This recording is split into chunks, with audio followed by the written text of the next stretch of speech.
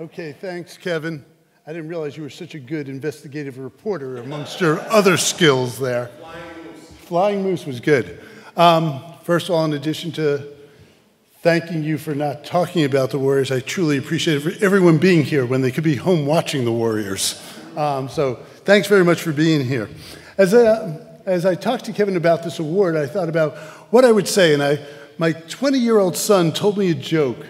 And it just seemed fitting. It was about a guy interviewing for a job. And the interviewer asked the candidate, towards the end of the interview, describe one of your weaknesses. And the young man says, well, sometimes I'm too honest. And the interviewer goes, that doesn't sound like too much of a problem. And the young man says, I don't give a shit what you think. And certainly the joke made me laugh. But it struck a note with me. It kind of described my career a little bit. So I could go so far as to say it's more or less been a guiding principle for me. And in doing the kind of job I do, I've probably smoothed out some of the rough edges, a little bit. But I'd also say that willingness, to kind of speak my mind has certainly got me thrown out of places. And it's also got me into things that I wouldn't otherwise have been able to do. So for example, I never set out to be CEO of a company. My background is as a mathematician. I'm interested in solving problems. I'm interested in seeing things that really make a difference in the world. The idea that a corporation was the mechanism to do that never really occurred to me. But I put one foot in front of the other and just, kept doing it. And it was really by kind of meandering and exploration and just finding one hard problem in front of another that I got to where I was today.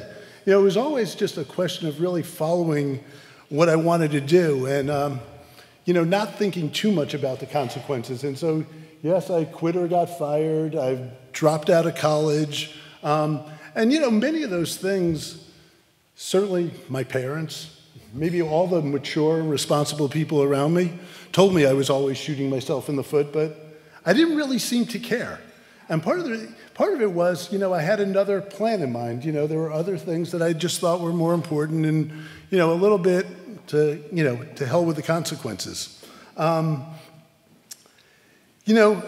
As Kevin said, one of the things that I feel really fortunate about is, we build tools that enable people to build the world around us, the buildings, but also the cars and all the movies and video games.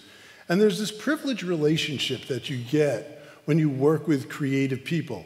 As the tool maker, and I liken it, to the samurai sword maker and the samurai. They're really not much without each other. And kind of the confidence you get, or the confidence you get taken into, is kind of amazing. And so I love this privileged position where people who are changing the world in ways that are, both small and large, tell you what they really want to do, kind of their deepest aspirations. If only the software could do this, if only I had a way to figure out that.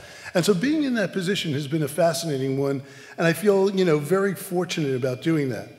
I'd also like to say that I'm really thankful that I have a fantastic group of people at Autodesk, some of them who are here today, and a really supportive group who have put up with me in spite of all the truthfulness. And I just end by saying it's really gratifying to see all the work that we've done together being recognized by the Silicon Valley Forum.